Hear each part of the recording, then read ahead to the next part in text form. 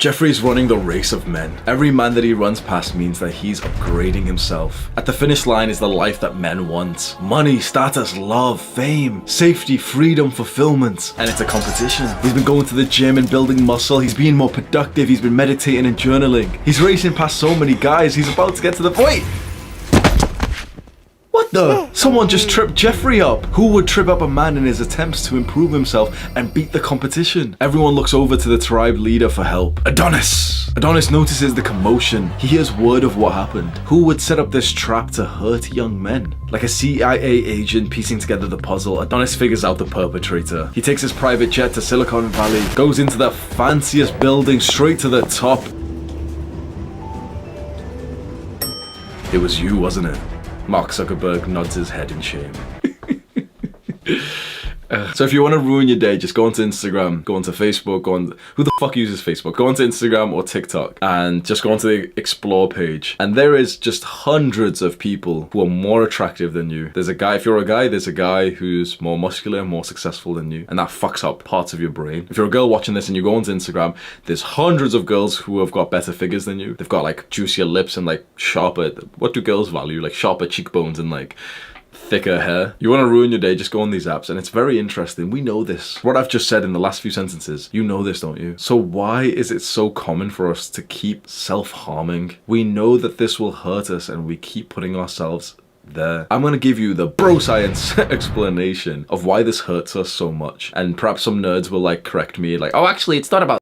But I'll give you the way that I can understand it. And if you're anything like me, this will help you understand a lot more. There are old and new parts of our brain. So our brain is very developed, and starting at the brainstem near the neck is kind of like the oldest part. And the newest part, the most developed, the most morally good, you know, the part of us that kind of understands like social norms and laws, like new inventions, is like right here. So it's kind of like our brain has started here and gone here over the course of hundreds of thousands, maybe millions of years. So this part of our brain right here is called the PFC, the prefrontal cortex. And that's like the good part of our brain. That's the part of our brain that remembers things like, okay, if I take those drugs, it will be a bad thing. If I eat that junk food, it's probably got too many calories and then I don't really want to gain weight. If I punch that person, then I'll probably get in trouble. If I walk like this, if I talk like this, that is against social norms and I may get some kind of social judgment because of that. So that's like the good part of our brain that we really want to develop. And it's very interesting. Habits like meditation increase, like literally increase the size of that part of your brain. You can see how valuable that is. But there are older parts of our brain, kind of historic evolutionary parts that we needed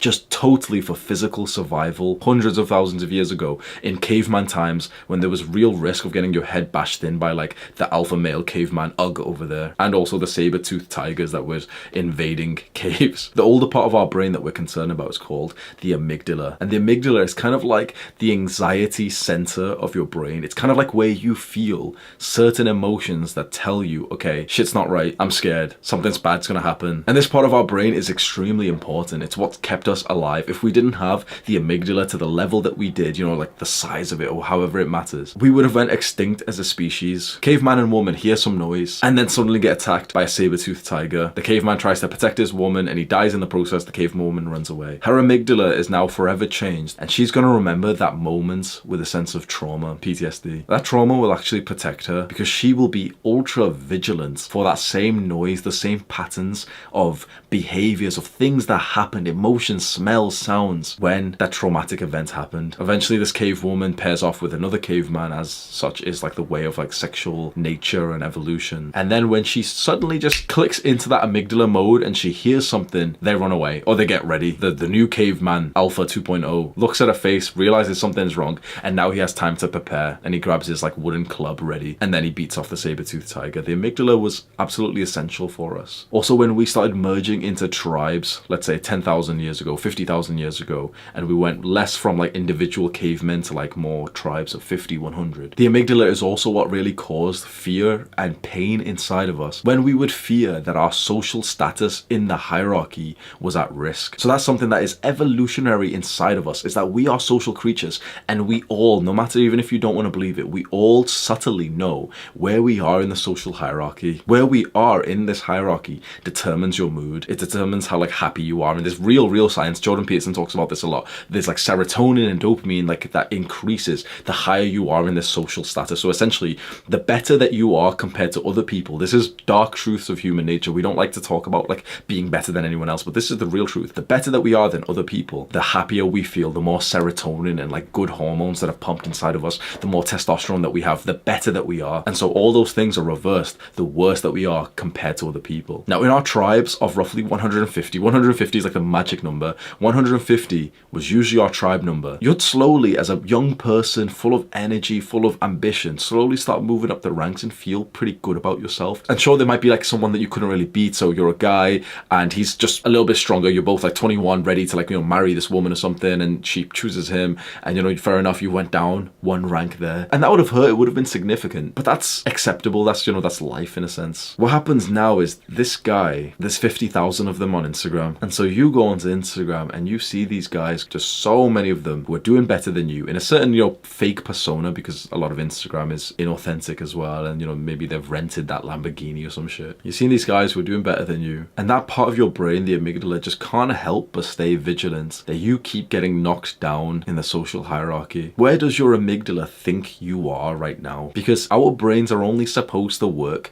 for a tribe of 150. But you've probably seen, if you think about just randomly, like how many pictures of like attractive people, successful, muscular guys who look more bigger than you, who look stronger than you, who look more successful, who have got more women than you.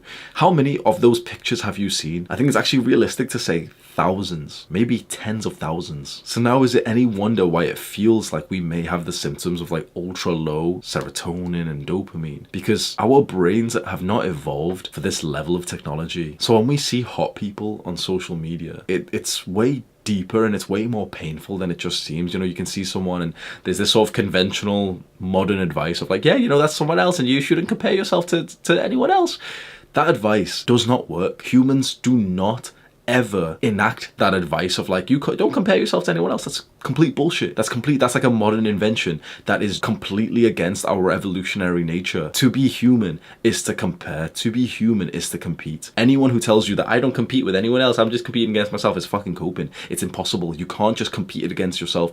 Especially the same people who say this are always on social media anyway, looking at other people anyway. So it's like, you can tell they're just fucking coping, rocking backwards and forth. Yeah, I only compete against myself. I only compete against it. Shut the fuck up. True power comes when you can admit that yes, my brain and my psyche has a tendency to compare me against others. Yeah, I do struggle to not compare myself against others. When you can admit that to yourself, you can start to think of precautions, of like safeguarding to make sure you don't get hurt by that. I think for people in my generation, this is a rite of passage. So rites of passage are very interesting things. They were mostly for boys to turn into men, and perhaps even girls had them to turn into women as well. Yeah, to be honest, yeah, well, girls naturally just had the rite of passage, which was just starting puberty, starting their period. For boys, we've never had that very like clear start of like puberty, of course, like you start getting bigger and everything. So in all cultures, for all of humanity, there's been some kind of rite of passage for boys to acknowledge that they have turned into men, and this is incredibly important. We don't have that anymore. Most cultures don't have this. You're technically a man at age 18 in the UK, where I'm from, but if you look at 18-year-old guys, they are not men, not even close. I would say I turn into a man around age 23 to 24. I think a modern rite of passage to express that you have reached like adulthood, a good place in your life, is when you take a big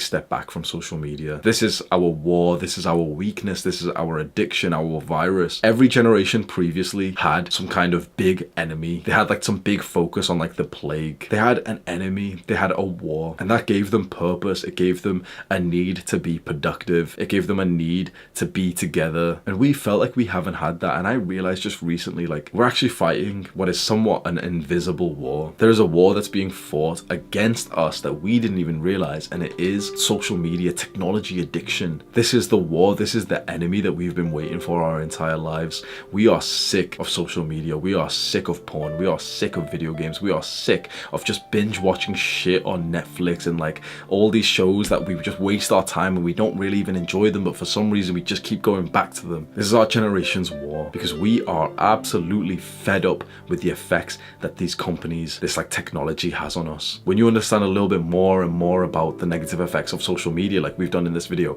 you get this sense of like agitation and frustration and hatred for the people who have made this technology. And then you look around and it's so fucking upsetting seeing everyone you love just hooked. And so we've started a revolution. This, what you see before you, is a movement of young people who are so sick of this technology, especially social media, that we refuse to use it. In the last week, thousands of young men have deleted their Instagram accounts after I made a video about it. Instagram banned me for this. We've been fighting a war all of this time and we didn't even realize we were at war. Now we're becoming more and more aware. We're spreading this message. Okay, shit, this is our generation's war. This is literally our generation's plague. I'm very interested to see what happens in the next few weeks, months, and years. Click on this video to learn more right now. Do the hard work, especially when you don't feel like it.